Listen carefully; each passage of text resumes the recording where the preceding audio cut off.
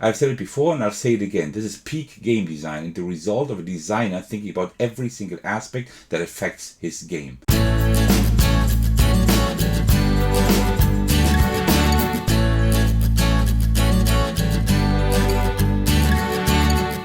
Hey everyone, this is Thecos, and today I'm bringing you my final review of Peacemakers Horrors of War. A huge thanks to Snowdale of Snowdale Design for providing me with this beautiful physical review copy. If you're interested to see the game in action, I suggest you watch my preview video, which you should see linked here at the top right now. Also, I'm planning to play another scenario soon on my channel. Alright, I have set up a game here, specifically Scenario 2, to give you my thoughts on the game. But first, let me give you an overview of its gameplay. So, grab yourself a tea and let's go. In a game of Peacemakers, we have factions that are at war against one another. In this example here, we have the Spectacle Bears versus the Scarlet Macaws, and also the Tortaras are a faction in this scenario. Now you're seeing only part of the map. Here is an image of the entire map, but I will show you like everything that is to see in this game over the course of this video. Also, you only see these beautiful meeples top down at the moment, but I will show them to you close up later on. Also, you will see a few images and videos flashing while I explain the game. So, and in this game, 1 to 4 adventurers are trying to put an end to all this conflict here that is poisoning the lands, so to speak.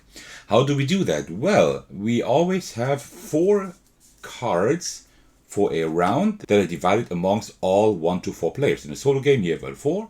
In a 4-player game, each player has 1 card. In a 2-player game, each player has 2 cards, and so on. And these cards dictate what you can do. Each card has up to 5 different actions you can do. You can survey over here. That means you can take a look at the decks of the different armies here, turn over a top card, and then take a look at what is actually down there. That helps you manipulate these decks, which is a central element of this game. But you can only do that if you are near the army whose deck you want to survey, right? Near means that you need to be on the spot of the specified army. The second thing you can do is travel. You play this card, you discard it in order to just move 1 space. The third thing is fortify. That means wherever you are at the moment, you can take the fortify tokens and put them on your hex. That means that whichever unit is in here has a defense of 2. That means it can avoid 2 damage before it will get damaged, and these then get removed. These don't travel with the specified army. These always are on the same hex, so if this bear keeps on moving someplace else, these stay there. Next thing you can do is delegate. This does not help you in a solo game, but in a multiplayer game, this means if a card has this symbol, you can give it to another player. That is very good, so you can kind of share cards.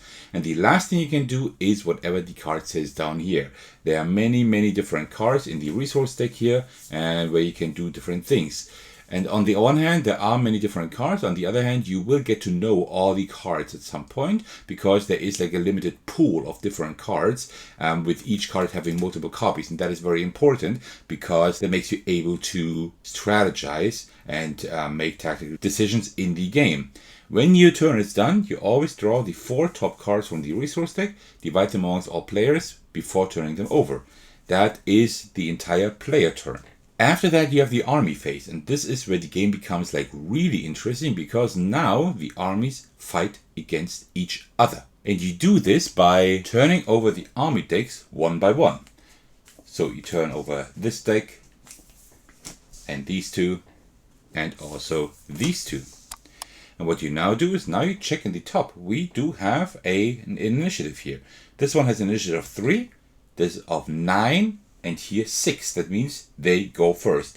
There are decimal numbers here. These are just for tiebreakers, just in case like 2 initiative values are the same. That means the bears would now go first, and you first do the left card and then the right card, and then things happen. Units can move, units can attack, units can perish, and you can raise or lower the motivation of your factions. And this is where the aim of the game comes in. Whenever you are able to reduce both faction's motivation to the green area, at the end of the round, you win. If at any point during the game one of the faction's motivation is reduced down to 0 to the white flag on the black background, you immediately lose. And you try to win by playing your cards in such a way that you keep manipulating the decks, checking, okay, what is here, what will happen next round, maybe put them at the bottom again, maybe giving them a higher initiative. You have many options to like manipulate these decks. That's like the main thing you will do during this game, because you are a bystander, you are a peacekeeper, a peacemaker. You will not be able to influence the tide of war directly by influencing the units directly. Mainly you will be influencing like their strategy, their plans, and what they're trying to do to not make one surrender, but to actually make them both like become peaceful, so to speak. And that is like an amazing theme, but I will talk about that in just a moment. And the last thing I need to talk about is what happens when actually one of the units perishes, because yes, that can happen. Let's for example say this Scarlet Macaw here would perish. We will put him on the track here with the right shape here. Then we would lower the motivation by 1, which is also a valid strategy, but this has inflicted a lot of horror on the adventurers that despite your efforts somebody did perish. And then on top of your resource deck, where you keep drawing cards for each round, you will put 1 card from the horror deck. And then next time you draw a card, you will draw this horror card and have to resolve it. And these horror cards are very clever because they do something that is bad. They just do something that mess with your plans. Things that make you lose cards. Things that make you exchange cards. Things that directly influence the armies and what happens, right? And these cards, when they are resolved, they don't get removed from the game. They go into your discard pile. So whenever you shuffle your discard pile to have a new deck of cards, these will come again. You will see these again all game long because, well, something bad has happened, something traumatizing, and that is amazing. So this is roughly how the game is played. But why do I enjoy Peacemakers Horrors of War? Well, let me tell you. This is in many ways a typical Snowdale Design game. As in, you can see that an immense amount of love and care has gone into the game. You can already see this when looking at the components that are stellar. But not only do all components have an amazing quality, including the cards, but everything was designed to affect the gameplay in such a way that it becomes very smooth. For example, the insert has a place for everything and makes setting up the game an absolute breeze. I've shown you in my preview how quickly you can set up the game, and tearing it down is just as fast. You have a spot for all the different scenarios here. You have a spot for all the tokens, the adventurers, for the soft PvC bases. You have a spot for all the different factions, even with labels here. This is just an amazing feat of work how this insert has been designed. But also the map books help setting up the game quickly. Also, new rules and reminders of other rules are integrated into the maps as well, as you can see here and here and here. And the highlight regarding the components are these bases for the figures.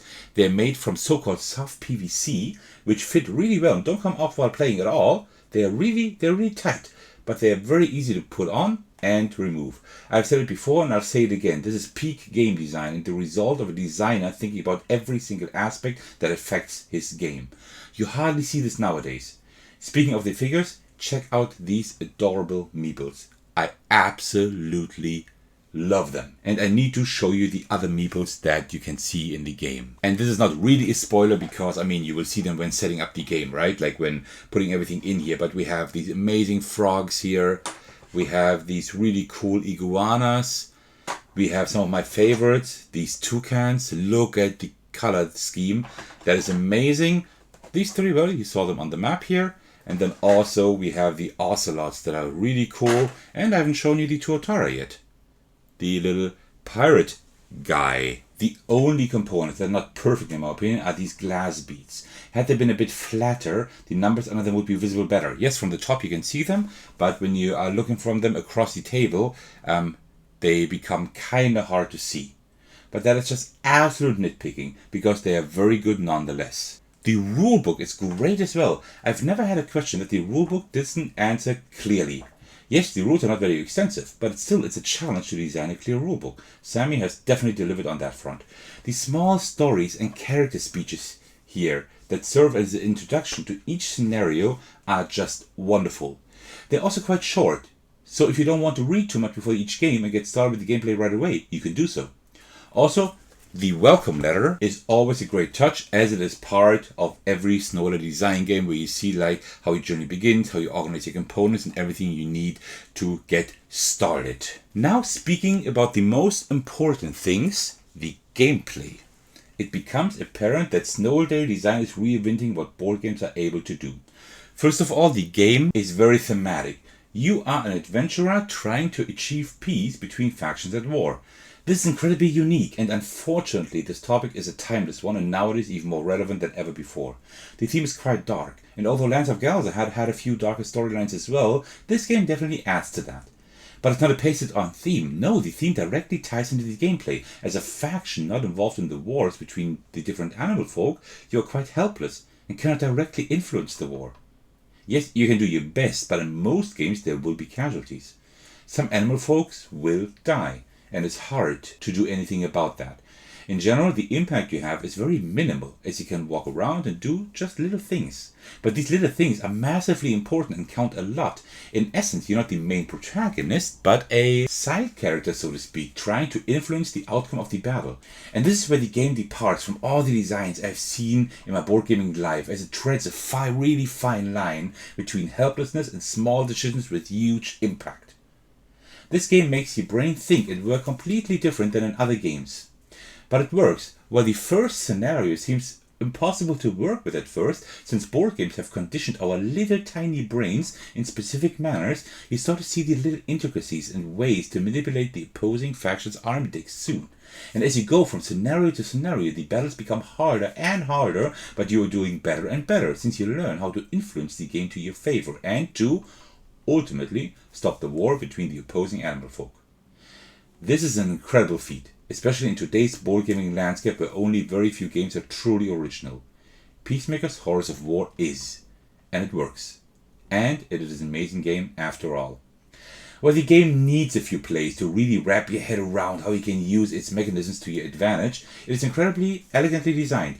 What I mean by that when I say that is that it has very little rules that are easy to learn and teach, but very deep mechanisms and strategies at the same time. It's a perfect balance in that regard, and up there with some of the very best. And that is not all. Members of the opposing animal folk factions will perish. It's a war after all. And these deaths contribute towards a lower motivation, which inches you closer toward the endgame goal. So deaths are good in this game, right? Just in real-world conflicts that is not the case. Every time a unit is defeated, a horror card is added to the resource deck, which you will draw the very next time you draw a card. And these cards are bad and mess with your strategies. They resemble the horrors you experience during the battles, and when they are resolved, they don't leave the game. No, on the contrary, they are put into the discard pile and may be drawn at a later time, just like I explained during my gameplay explanation. This is one of the greatest additions in comparison with the original game.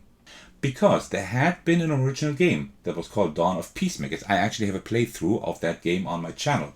And in general, all improvements from the original Dawn of Peacemakers greatly improve this game here and make it as good as it can possibly be. You can watch my preview on Peacemakers Horrors of War to kind of see like what the differences are in those two games. And this game like perfects everything of the old design that was already like really interesting. The last thing I would like to mention are the different animal folk. While they don't have different abilities, they can make specific cards stronger, which greatly shifts the dynamic of a game. For example, let's say you have the improvised order. It says flip the bottommost card face up from a nearby army's deck, and then place it on top of the deck.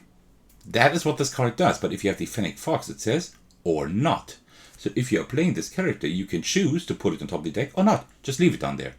So it does play this card way differently than all the other three adventurers, right? And that is the case for all the cards here. Every card has a specific animal folk that can like make the card stronger and make it different, which is like really cool. Also, while the solo mode works flawlessly, the cooperative gameplay is nice, as you need to really work together in order to achieve your goals. You can be in more places than you can when playing solo, because you're playing more adventurers. But the 4 cards you draw each turn are divided amongst all players. That means each player has less cards to work with, but you have more places where you can be. There is so much depth for communication and planning here. This game definitely works at all player counts. Trust me, I've tried. All in all, the original Dawn of Peacemakers was a game that explored new concepts in board games and addressed a timeless and important topic, making peace between factions at war with each other. Peacemakers Horrors of War, the new edition of the game, is the best version it can possibly be. The gameplay has been streamlined greatly, superfluous aspects have been removed, and new elements such as the horror cards have been added. All of that greatly improves the game. The game is incredibly elegantly designed and offers achievements, interesting card effects, a quick setup time, unique characters, different factions with different battle strategies, and a strong emphasis on the very relevant theme. Also, each scenario just gets better. While scenario 1 is amazing already, the scenarios just get better as you progress through them, and that is also hard to achieve. So that is also amazing. Because of everything I have said today, I am awarding the game the Gold Sir Thecos Ace of Games Award, since the game is one of the very best and one of the most unique games out there. I will put a link in the description to the website of Snowdale Design so you can pre-order the game if you would like to. Also keep an eye out for my next playthrough video of the game, which will follow quite soon. Congratulations, you made it to the end of my review of the game Peacemakers Horrors of War.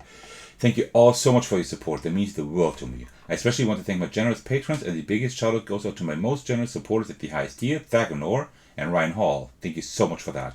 You can support me by watching, liking and commenting on my videos. Also, you can subscribe to my channel if you like my content enough. Additionally, you can support me on Patreon if you wish to do so, and you can join my Discord server to hang out with me and my amazing community. Alright, thank you so much for watching. I will see you in the very next video. Take care everyone, stay safe and cheers.